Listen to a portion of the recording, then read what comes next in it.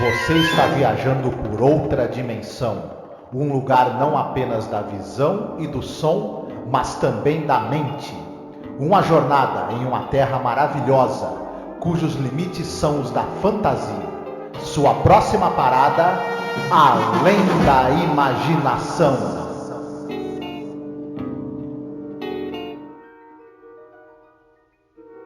Olá, ouvinte! Seja bem-vindo a mais um programa sobre a série clássica Além da Imaginação. Eu sou a Angélica. E eu sou o Marcos. Hoje iremos falar finalmente sobre o episódio número 145 no geral da série, episódio 26 da quinta e última temporada de Além da Imaginação, que é o The Masks, As Máscaras, dirigido, né, Marcos, pela nossa queridíssima Aida Lupino. Isso mesmo. A única pessoa a atuar como protagonista em um episódio e dirigir outro na série Além da Imaginação. Isso, né? Exatamente. A gente fez um programa, tá, especial sobre a Aida Lupino no episódio anterior, tá? Que saiu como bônus nos aplicativos, no Spotify. Então é só você escutar que você vai conhecer um pouco sobre a vida dela, a carreira, a empresa que ela chegou a fundar com o marido, né? A gente achou super importante a gente dar assim um foco assim na Aida Lupino, porque além de eu admirar demais uma diretora, atriz e tal, a história de vida dela é muito incrível. Ela é a única mulher que dirigiu, né? Dos 156 episódios só teve uma mulher que dirigiu, né?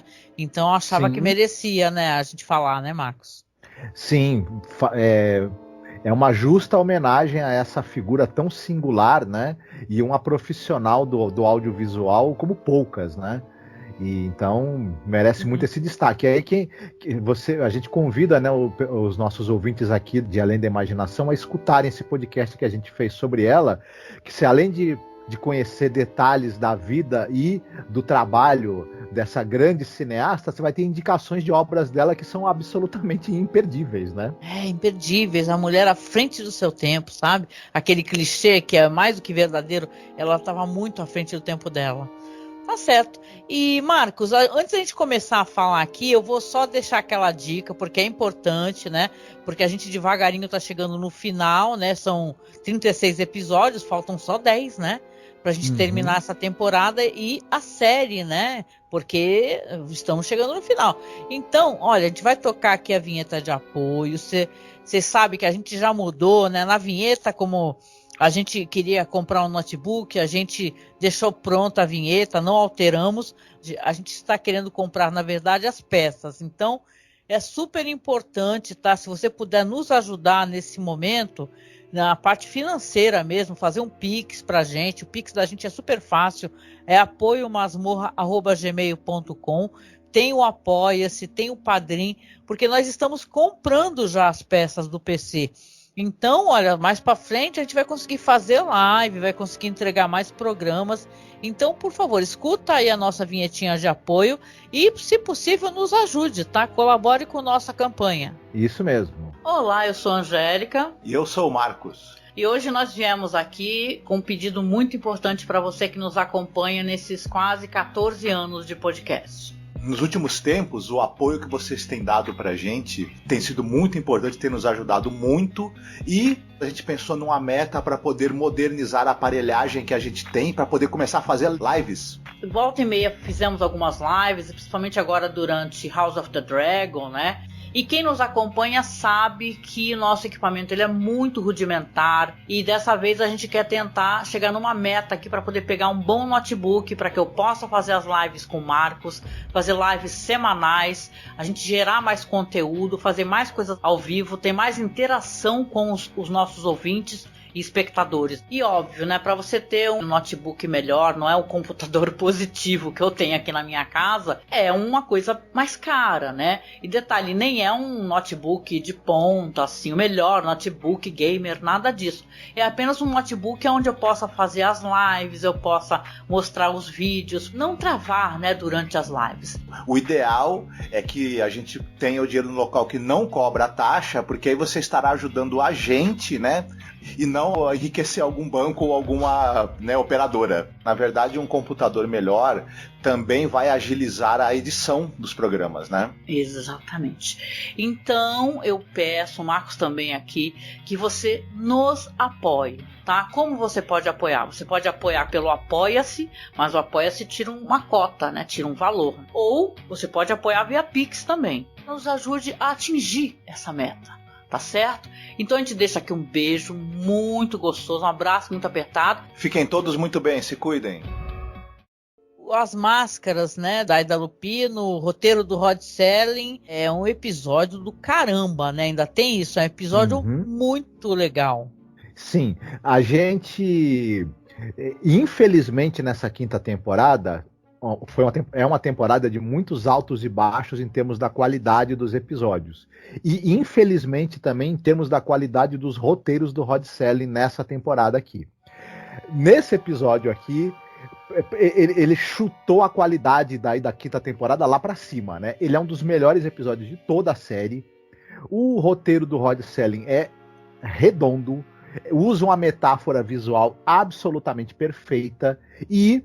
Não bastasse isso, a Ida Lupino dá um show de narrativa, dá um show de direção de atores, enfim, é assim, coisa de primeiríssima categoria, que infelizmente na quinta temporada, um episódio desse nível de qualidade, a gente chega até a estranhar um pouco, né? É uma pena que seja assim. É, muito legal o episódio. E eu não lembrava que o roteiro era do Rod Serling, né? O pessoal comenta que essa história parece pra caramba com aqueles quadrinhos de terror da EC Comics, sabe? Uhum. Eu diria que se alguém fosse filmar quadrinhos da EC Comics, esse episódio seria uma perfeita transposição do clima, né, que os quadrinhos da EC Comics tinham pro audiovisual.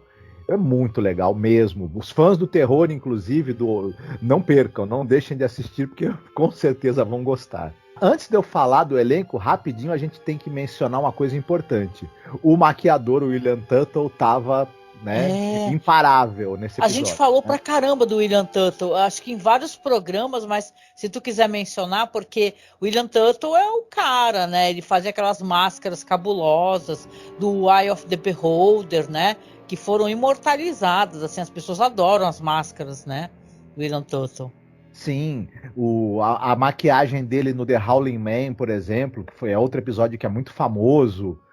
E, enfim, ele ao longo das várias temporadas, sempre que você precisou ter um monstro, uma criatura sobrenatural que envolvesse maquiagem protética, estava aí o William Tuttle, né, fazendo miséria e trazendo algumas das imagens de criaturas e de seres fantásticos mais perturbadoras que a TV americana já produziu. Uhum. E aqui é mais um momento em que ele está, né, funcionando muitíssimo bem dentro da narrativa, o trabalho dele. Sim. Agora, falando do elenco, a gente tem o episódio fala ali de uma família, né? O pai, a filha, o marido da filha e os 2 netos que ele tem, né? Que são filhos desse casal. O pai, que ele é vivido por um ator chamado Robert Keefe. Ele é um cara que ele teve mais ou menos 40 anos de carreira, ele foi ativo entre os anos 20 e os anos 60. Ele faleceu em 66, pouco tempo depois de ter participado dessa série. Além da Imaginação. Que pena, né, meu? Uhum. E assim, como destaques na carreira dele, ele é um cara que ele trabalhou bastante. E então eu vou citar algumas coisas que ele fez que são importantes. Ele participou do filme do Elia Kazan, por exemplo, O Justiceiro, um filme com Dana Andrews. Inclusive, eu não vou citar todos os filmes do Dana Andrews que ele aparece, que alguns não são muito relevantes, mas quando você tinha um filme com o Dana Andrews, o Robert Keefe estava no filme também. Eu não sei porquê. É um negócio impressionante. O Dana Andrews devia virar para ele e falar: tá me seguindo? Alguma coisa do gênero. Ele também participou nos anos 50, um destaque da carreira dele é o Horas Intermináveis, um filme do Henry Hathaway com o Richard Basehart. Ele está também no filme do Órfãos da Tempestade com Bing Crosby. E isso é de 51, isso falando do cinema. Já na televisão, ele teve participação por exemplo, no Philco Television Playhouse, por exemplo, no Kraft Television Theater. Nos anos 60 ele participa de séries como O Fugitivo, Alfred Hitchcock Hour, Além da Imaginação, nesse episódio que estamos falando aqui. No Fugitivo ele faz o pai do cara, do médico, do Dr. Kimball, né? Exatamente, exatamente. E ele também participou de um outro filme noir, por exemplo, como Na Noite do Crime e Quadrilha do Inferno, por exemplo. Enfim, ele teve uma carreira longa, mas ele tinha grandes hiatos também sem atuar na TV ou no cinema. Chegou a ficar tipo 10, 12 anos sem aparecer em nenhuma produção. Né? Caramba! A gente tem também, como a gente falou, é o cara, né, o milionário, e nós temos a filha dele, que é vivida por uma atriz chamada Virginia Gregg. Ela é uma atriz que ela foi atuante entre os anos 40 e os anos 80. E um destaque, ela tá no filme original, o filme que deu origem à série Dragnet, aquela famosa série de policial dos anos 50. Ela também era aquelas atrizes dos programas de rádio, né, pô? Sim, exatamente. Outro destaque que a gente pode dar para a carreira dela, ela está no famosíssimo filme clássico do filme romântico, que é O Suplício de uma Saudade. Sim. Eu lembrei Suplicício de uma Saudade. Também. Aí ela participou do piloto da série Dragnet. Depois ela também participa da série em vários episódios, só que não fazendo o mesmo personagem que ela fez no piloto, né? Só para deixar. Ela também está no filme Rua do Crime, aquele famoso filme policial do Don Siegel, que tem o John Cassavetes. Olha. Isso tudo nos anos 50. Nos anos 60 ela vai para a TV e ela acaba tendo participações no Alfred Hitchcock Apresenta, no Estúdio 57, na série da Lassie. Outra coisa importante da gente citar, ela faz a voz da mãe do Norman Bates. Olha, que medo! Nos 3 filmes, no Psicose original do Hitchcock e nas 2 continuações. Dá medo agora, fiquei com medo dela. Ela faz uma participação também no episódio de Além da Imaginação da Jazz Belly. Ele é a mãe da Jazz Belly, cara. Nossa, eu fiquei passada com essa personagem. Escutem esse programa aí, que a história tinha tudo pra ser boa, mas é mó problemática. Sim.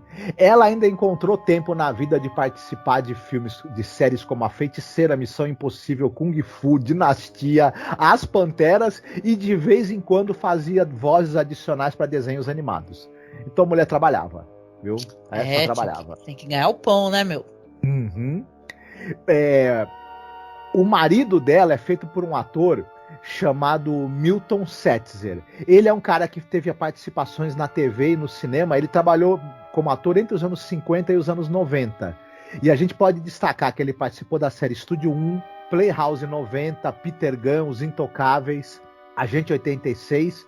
Em Além da Imaginação, ele está num outro episódio que é aquele famigerado Ocus, Focus and Frisbee, que não é um episódio dos melhores, né? Aqui ele faz um dos alienígenas, né, por cima. Sim. Ele ainda tá naquele filme que nós citamos. Lembra o filme do Steve McQueen, A Mesa do Diabo? Que é uma das versões, né? Porque você tem esse mesmo personagem depois vivido pelo Paul Newman, né? Ele tá nesse filme na versão que é do Norman Jewison e do Sam Peckinpah.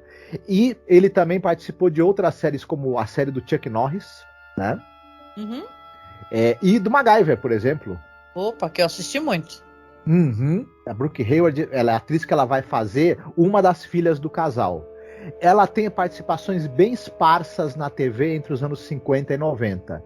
Entre o destaque, Além da Imaginação, com certeza. Ela também participou de episódio do Bonanza, por exemplo. O outro filho do casal é vivido por um ator chamado Alan Suez. E ele é um cara que ele foi atuante entre os anos 50 e os anos 2000. Participou de séries como Ilha da Fantasia, Chips, Punk, A Levada da Breca, por exemplo. Para finalizar, a gente tem o personagem do médico, que é o nosso conhecido aqui, o Wills Buckley. E para citar três coisas importantes na carreira dele, ele está no filme O Homem que Matou o Facínora. Eita, muito bom. Ele está no filme Os Corruptos, do Fritz Lang, aqui, né, um filme noir famoso. E ele está num filme que o ator de faroeste, o Burt Kennedy, ele dirigiu um filme, que é um faroeste com Robert Mitchum, chamado Pistoleiro Marcado. E o nosso querido Willis Buckley está também nesse filme. Oh, legal, hein? É isso aí. Tem muita gente aí que trabalha no Alfred Hitchcock Presents também, né? Mesma galera trabalhando em alguns projetos, né? Sim, eu acho que o Rod Serling ia lá buscar gente no Alfred Hitchcock Present e no Alfred Hitchcock Hour. Eu tenho certeza disso. É? Muito bom, muito bom. E aí, hoje é a tua vez, né? De fazer a sinopse. Da outra vez fui eu, né? História lá do casal, lá das porradarias de casal, lá, agora tu. Tu que vai contar a história pra gente. Nós temos um milionário que o nome dele é Jason Foster. Ele está doente, já é um homem de uma certa idade e ele aparentemente está nas suas últimos momentos de vida, seus últimos dias de vida.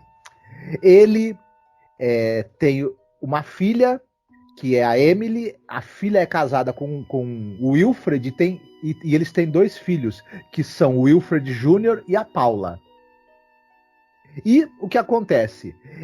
Essa família dele são pessoas, assim, um tanto quanto não recomendáveis, né? São pessoas fúteis, egoístas, com traços de sociopatia. E ele convida essa família horrorosa que ele tem para passar o carnaval com ele, o Mardi Gras deles lá, né? Sim. Enfim. E ele fala: estou morrendo, viu, gente? Mas vou deixar tudo que eu tenho para vocês. Vocês só precisam de fazer um último pedido meu. Nós vamos fazer um festejo e cada um de nós aqui vai usar uma máscara. E não se preocupem, porque é uma máscara que eu mandei fazer com um sujeito que ele é um cara que ele tem muita habilidade para criar máscaras desse tipo. E ela é uma máscara que ela tem, por exemplo, digamos assim, ela reflete, né, um pouco a personalidade de quem vai usá-la. Muito bem. Mas ele não fala que tipo de personalidade que é, isso que é legal, né? Isso, ele usa uma certa ironia, mas quando a gente estiver falando, a gente vai explicar essa ironia melhor. E a única coisa que as pessoas têm é que passar algumas horas com aquelas máscaras, festejando com ele o Mardi Gras, desse que possivelmente será o último dia de vida dele, e vão herdar tudo. Mas será que vai ser só isso? Vai ser tão fácil assim? Descobriremos. É tipo a Casa da Colina, né? Você vai para a Casa da Colina, mas não pode sair. Se você ficar até de manhã, você ganha o grande prêmio, né? É mó legal, né? O jeito como a história é contada, né? Porque você tem ali um senhor idoso, né? E tal, o médico visivelmente está super chateado, né? Você não está bem e tal. Ele pede para o médico ser sincero, né? Fala a verdade, né? Quanto tempo eu vou durar? E o médico fala: não dá para precisar, mas o senhor realmente não está muito bem, né? Não é por muito tempo. E vai chegar a família do Succession lá, né? Daquela série lá né? Que tá fazendo sucesso agora, né? E aí todo mundo só quer saber do dinheiro. A filha, que é a filha dele, né? Ela é uma hipocondríaca do pior tipo. Que ela, tipo assim, ela nem pergunta do pai direito. Ela só quer falar das dores dela e dos problemas dela e tal. Sim. O pai tá morrendo, né? Tem poucas horas de vida e ela fica reclamando, por exemplo, sei lá, que tá doendo o dedo mindinho dela. Enfim. Ela nem pergunta do pai, aí pergunta pro médico assim: você pode ver uma dor que eu tô aqui? E o cara tava de saída, sabe? Ela nem perguntou como é que tava o pai, ela não se interessou. O cara tava contando, ela interrompeu. Então a família é toda assim. O filho, pelo que eu entendi, é meio psicopata que gosta de torturar bicho. Cara, pra mim esse daí podia ter morrido muito mais, que pra mim quem faz isso é, né, torturar bicho. A filha é super vaidosa, entediada e tal, tá reclamando que queria ir pra festa do Mardi Gras e tá lá, que saco com esse velho, né? E o pai é um puxa-saco daqueles, entendeu? Então é todo mundo interesseiro do pior tipo, assim. Sim. Tipo, é o pior pessoal que você pode querer Se tu tá no teu leito de morte, entendeu? Tem uma galera assim perto de ti. Eles não têm nenhuma identificação com o Jason, eles não têm nenhum mínimo nenhum grama de afeto em relação a ele. E ele, como você mesma falou, eles são pessoas também sem capacidade, né, de demonstrar afeto. São pessoas assim incrivelmente limitadas na sua capacidade emocional e egoístas, enfim. E o Jason detesta essas características que os familiares dele têm. E claro, a ideia de que essa gente horrorosa, essa gente, essa escumalha, né, que infelizmente a família dele vai herdar a fortuna dele, não desce nada bem pro Jason. E ele detalhe, acha que ele... não é nem que o Jason seja uma pessoa boazinha, não, porque para mim o cara rico de Nova Orleans, o cara não é coisa boa, não, ainda mais que se refere ao cara que fez a máscara como Cajun, né? Que eu acho que é meio pejorativo, né? Ele fala que as máscaras foram feitas por um Cajun local, que é uma espécie de homem santo que faz voodoo, né? Só que esse é um jeito pejorativo de chamá-los, entendeu? Então ele não é coisa boa também, não. Ele podia ter deixado a fortuna dele por alguma entidade, né? Isso. Então é meio assim, né? Tipo assim, ninguém presta. O mais, como é que falava um colega da gente? O melhorzinho dá tiro. Isso. Ele também é um cara amargo, né? Visivelmente amargo. E, claro, ele é bilioso e vingativo. Veremos isso, né? Bilioso, tá aí uma palavra que a gente não usa sempre, né? E você percebe que também é uma pessoa culta, de alguma maneira, é uma pessoa que tem uma inteligência, nem que seja uma inteligência maligna, né? Sim, não, e ele quer se vingar dessa galera. Ele falou assim, essas cambadas de filha da mãe, vocês vieram aqui só pra ficar me urubuzando eu morrer, né? Pra pegar meu dinheiro, né? Mas vou me vingar de vocês. Então ele quer se vingar. Essa parada da máscara, como você contou aí na tua sinopse, ele fala, ó, vocês têm que ficar com essas máscaras até meia-noite. Aí a mãe até fala pra filha, paciência, fica aí. Aparece, né, o pessoal festejando o Mar de Gras, né? Poderia até ter aparecido um pouquinho mais, eu gostei de ver. Mas aparece um pouquinho, e eles olhando, e ele fala, ó, tem que tocar as 12 badaladas aí, vocês com a máscara, que aí vocês vão conseguir herdar a fortuna. E tá lá, né? Mostra pra gente o comportamento deles, como é que eles se comportam entre si, né? Mas o problema é que eles vão lá bem quando o velho tá doente, né, cara? Entendeu? Não tem respeito pelo velho, né? Aí ele traz as máscaras e, cara, é mó legal falar sobre isso, porque comentam muito sobre as máscaras do Eye of the Beholder, mas não comentam muito sobre essas, que eu acho muito interessante o conceito delas, sabe? Que cada uma das máscaras tem um significado que a gente, né, acho que pode até falar, né, das Sim. máscaras que ele vai dar. Ele mesmo vai ficar com a máscara que representa a morte, né, o Jason, que é uma caveira, mas o marido da filha dele, o Wilfred, vai ficar com a máscara da avareza, depois ele vai falar, né, aí a filha dele com a máscara da autopiedade, filho dela, o Wilfred Jr., com a máscara da crueldade, e a filha com a máscara da vaidade, sabe? E como ele pensou as características da marcação das máscaras, né, para esses conceitos, né, do que é ser avarento, cruel, etc. É interessante, é uma coisa marcante e tal, né? Parece aquelas Sim. máscaras teatrais, sabe, que as pessoas usam para a simbologia do teatro. Então isso é bem legal, né? Importante também a gente ressaltar que a máscara, ela faz também uma espécie de caricatura em cima dos traços faciais dos atores. E Isso, é muito interessante. Para quem não assistiu, né, é verdade, ela tem traços muito fortes, muito marcados, entendeu? Por exemplo, a máscara que faz da autopiedade, ela tem aquele muxoxo, aqueles olhos, sabe, como se a pessoa estivesse chorando e a testa enrugada. A da avareza tem aquela marcação ao lado da boca, por exemplo, sabe? Que são as linhas do rosto, né? Muito mais marcadas, né? O do cara que é malvado, filho, parece que saem 2 chifres de cima dos olhos dele, sabe? É interessante. E da filha, que é a vaidade, como se tivesse o rosto meio derretendo, com o nariz, lembra muito a Eye of the Beholder, o dela, inclusive, o nariz e tudo. Então é interessante como eles entregaram assim, essa proposta, como o William Tuttle pensou, né? O que faria? Porque são 2 máscaras que ele vai fazer, na verdade, para cada ator. Essa máscara sobreposta e sim, haverá uma outra máscara de látex, então, sobre o rosto. Então eles estão reunidos lá, já cada um reclamando porque vivem entediados e estão com pressa, né, do velho bater as botas e eles pegarem a fortuna, mas ele traz as máscaras, cada um precisa colocar a sua máscara, e como nós já citamos aqui, né, elas são máscaras bastante interessantes, e ao longo daquele dia e até tocar meia-noite, eles têm que ficar com a máscara. Só que eles começam a sentir um incômodo e querem tirar de qualquer maneira. Só que ele fala, não. Se não ficar com a máscara, não ganha o dinheiro. E quando a filha, por exemplo, quer tirar, o pai fala, não pode ficar, né? É para todo mundo ficar com a sua máscara, porque a gente não pode perder esse butim aí, né, que vamos receber. Porém, em um determinado momento, o Jason realmente... E ao longo desse tempo, outra coisa que a gente precisa destacar, os diálogos são brilhantes.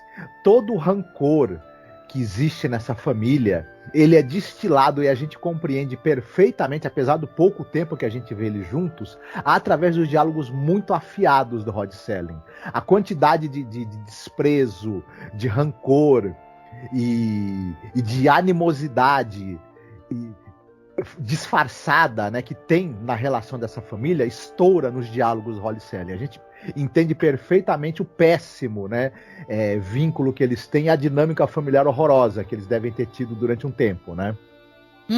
Sim.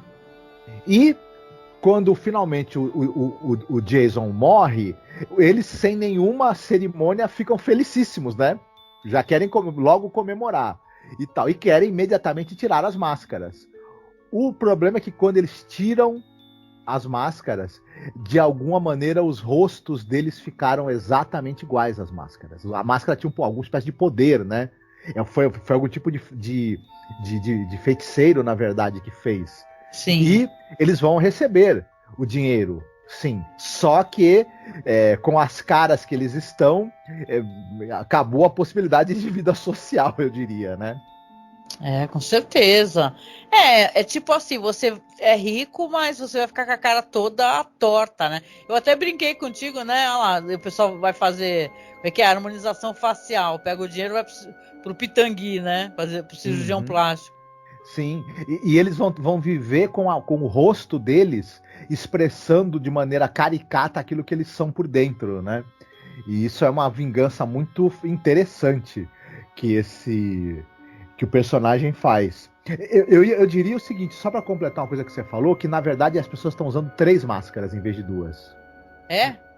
Porque você tem a máscara que os atores são obrigados a colocar durante o Mardi Gras, quando eles tiram, tem a maquiagem que faz o rosto deles parecer com a máscara, e ao longo do episódio os atores usam uma outra máscara, que é a técnica que a gente chama em atuação de máscara, por exemplo. Você é uma pessoa egoísta, avarenta, você fica com uma expressão de avareza o tempo todo no rosto.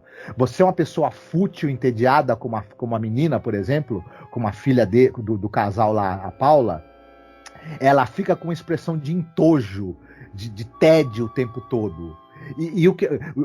Por exemplo, o personagem do Wilfred Jr., ele fica com aquela expressão tapada, né? Porque ele é uma pessoa de pouquíssima inteligência, né?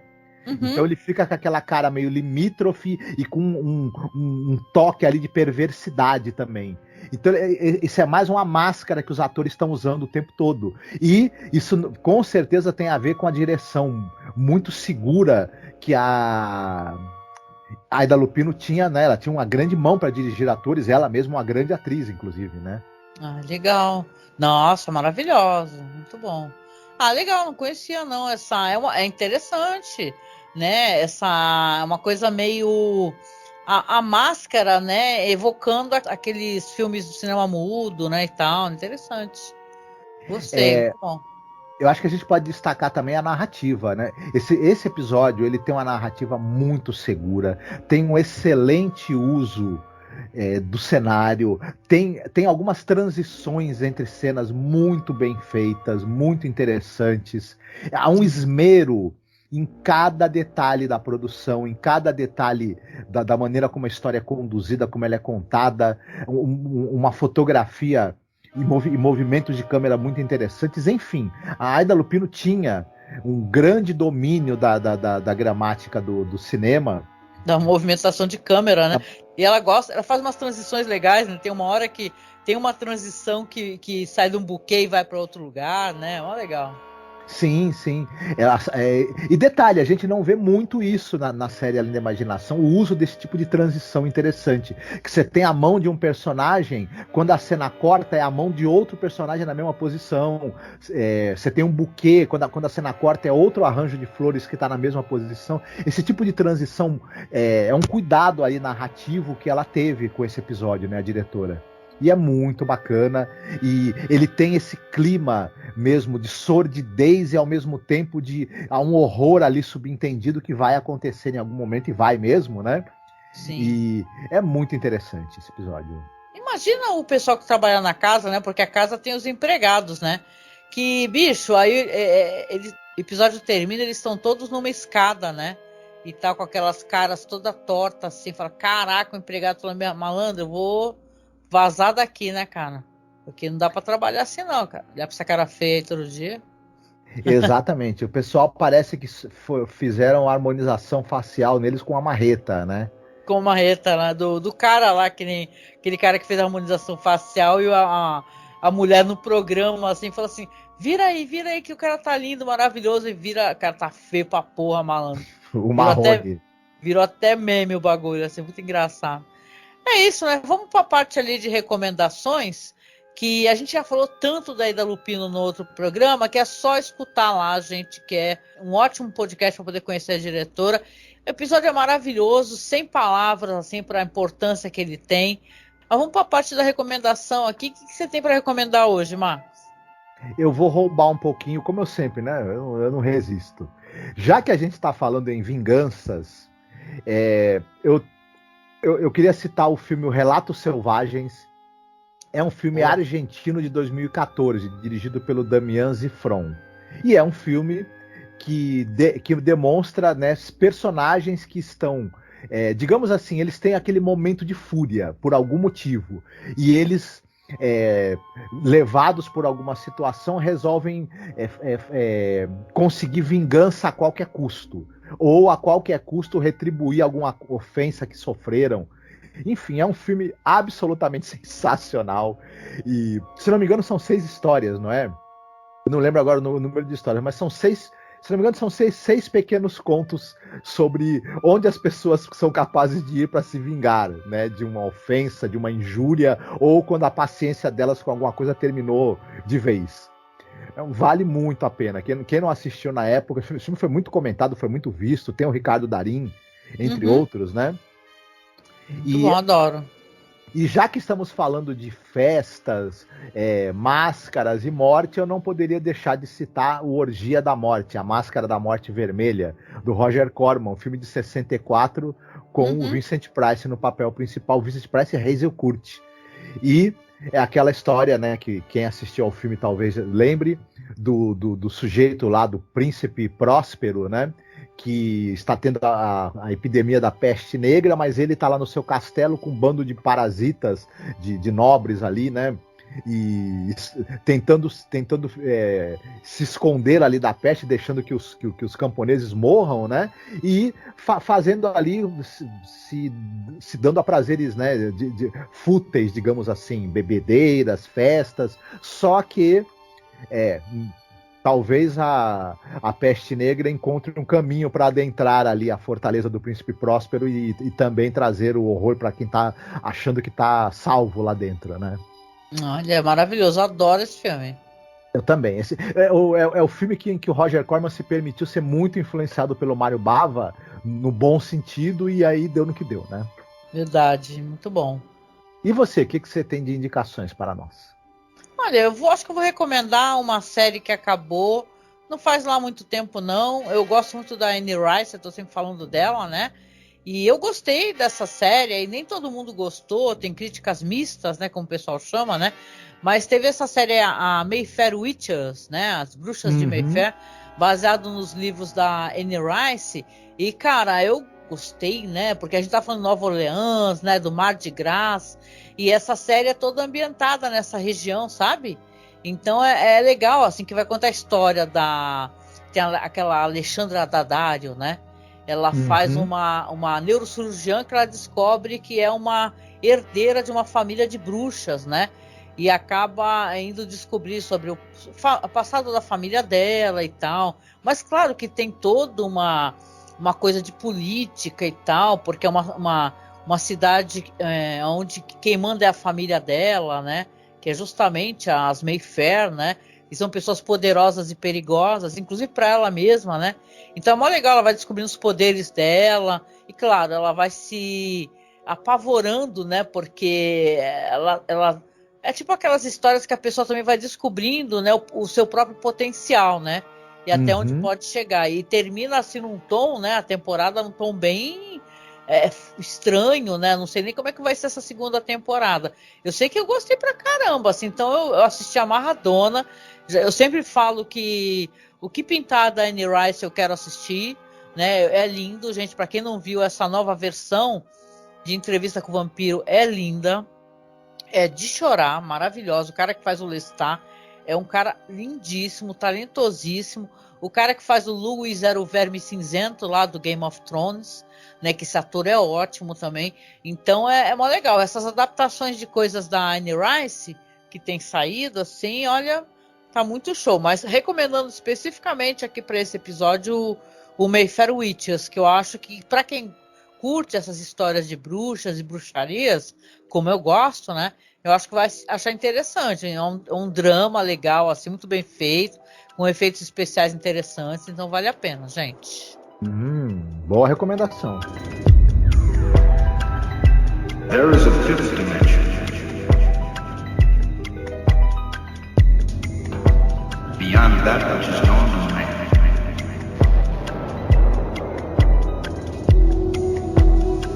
It is a dimension vast as space. E para quem está chegando aqui no finalzinho, claro, a gente agradece a sua companhia. Como é bom ter você, né, acompanhando aqui. Quero até mandar um beijo para quem comenta lá no Twitter, marca a gente, né? Elogiaram, viu, Marcos, nosso programa sobre a Ida Lupino. O pessoal gostou bastante. Tá tendo até bastante visualização no YouTube, né? A gente tem que lembrar de falar mais das diretoras, porque, olha, é muito bom poder falar das diretoras. Eu tenho muito orgulho, assim, de quando a gente pode colocar dentro da nossa pauta uma pesquisa específica de diretoras, sabe? Então escute o programa, tá lá no YouTube, nos aplicativos de podcast. Então obrigada para quem vem nos acompanhando. E claro, chegando no finalzinho aqui, sempre vai ter aquela seleção de música para tocar no final, né? Nos aplicativos, no MP3. E dessa vez, até porque eu acho que tem a temática da vingança e tal no episódio, e é uma cantora que eu acho que essa música tem um clima super legal, eu escolhi a música da Lorde, tá? Glory and Gore, né? É uma música muito maneira. Quem lembra daquela série Vikings? Eu adorava, tinha aquele propaganda da série, da segunda temporada, aí tocava essa música, sabe? Eu adorava, e eu acho que é mó legal. Vai tocar pra vocês, então, no finalzinho aí, essa música da Lorde. E, cara, chegando nesse finalzinho aqui, a gente reforça o pedido de apoio, né? Com muito carinho aqui, esperando que você tenha gostado do programa, que você compartilhe com seus amigos aí, para ver se o pessoal que não conhece a Além da Imaginação possa começar a conhecer, né? Através, né, humildemente das nossas opiniões aqui. São anos falando sobre a série, é um projeto tão bonito, né? Então compartilha ele, fala para os seus amigos, avisa que tem gente fazendo o programa, fala que tá tudo no Spotify, é super prático. É só procurar Além da Imaginação Podcast, e também sai no nosso feed normal, Masmorra Cine ou Cineclube da Masmorra. E claro, se você puder, participe da nossa campanha, viu? Assim a gente consegue manter o nosso trabalho vivo e ficar no ar por mais tempo, né, Marcos? Exatamente, contamos com a sua ajuda.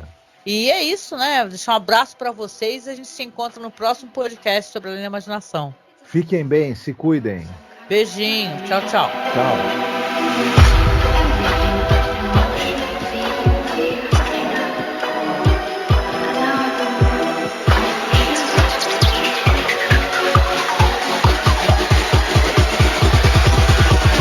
All of you have just entered the Twilight Zone. 4, 3, 2.